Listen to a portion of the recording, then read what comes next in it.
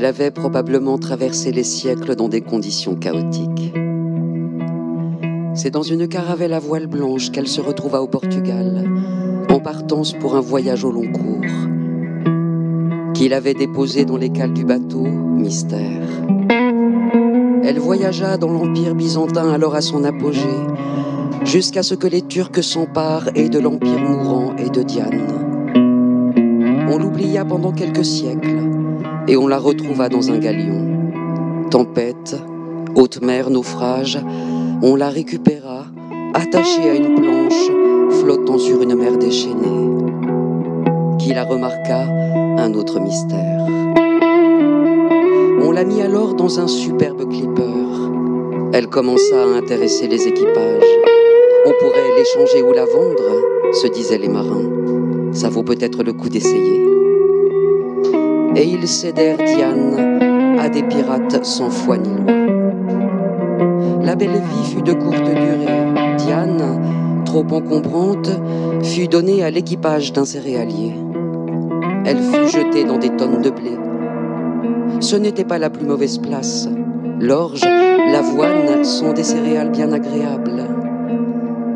Une fois encore, on oublia Diane pendant quelques siècles.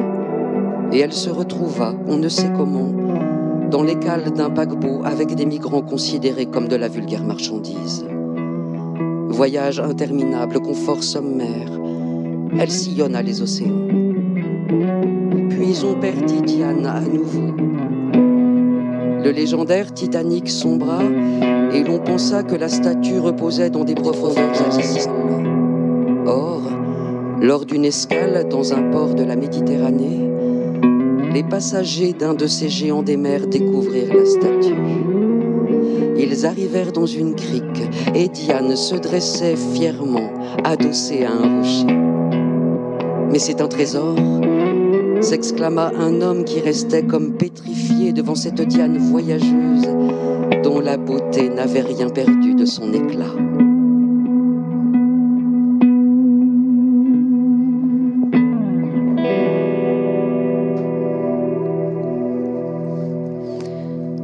Elle avait quitté la lumière du monde avec le sentiment d'un ciel noir. Des cierges magiques au bout des doigts, elle cheminait vers la forêt.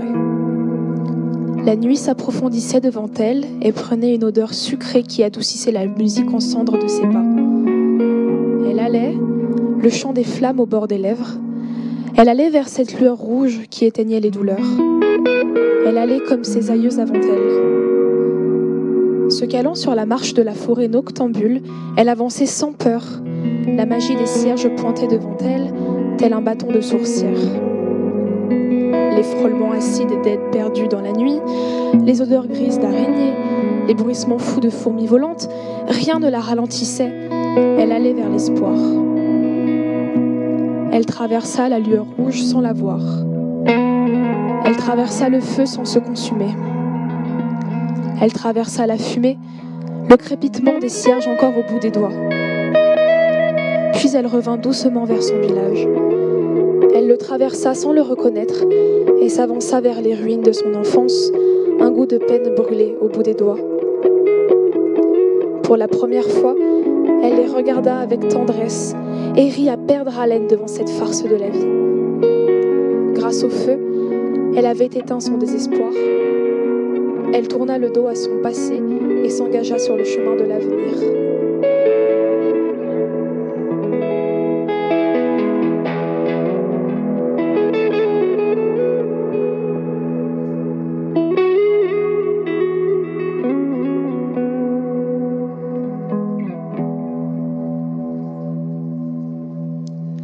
À ton âge, Marcus, je voyais les dames serrer leurs sacs à main contre elle quand mon père montait dans le tramway de Saint-Louis. Je trouvais ça rigolo. Il était beau, fort, élégant, mon père. Il captivait dès qu'il posait un pied sur la première marche du tram. Il émanait de lui la délicatesse d'un artiste. Et le poulailler des dames de la bourgeoisie, tout à coup, s'arrêtait de caqueter. On n'entendait plus que le bruit de respiration courtes et saccadées. Les dames, comme des ressorts, se redressaient sur leurs sièges, Une main furtivement glissée dans les cheveux. Elle se mettait à cligner des cils tels des essuie-glaces en pleine tempête, et par leur émoi, redonnait du rouge à leur bouche façonnée en cœur. Et surtout, sur la pointe de leurs pieds, les genoux bien serrés, elles se cramponnaient à leur sac. Une véritable caverne d'Ali Baba, le coffre-fort de leur intimité. Car vois-tu, Marcus, mon père qui ne porte pas ton nom ni le mien, c'est Meunier. Dans mon bureau, ce tableau magnifique qu'il a oublié de signer, c'est le sien. Il avait un don extraordinaire pour peindre, modeler, transformer ces dames et leurs petits sacs comme greffés à elle. Et elles sont drôles, mais drôles. Te rappelles-tu comme on a ri, beaucoup ri, lors d'une expo dans une grange du pays voironnais? C'était lui le coupable.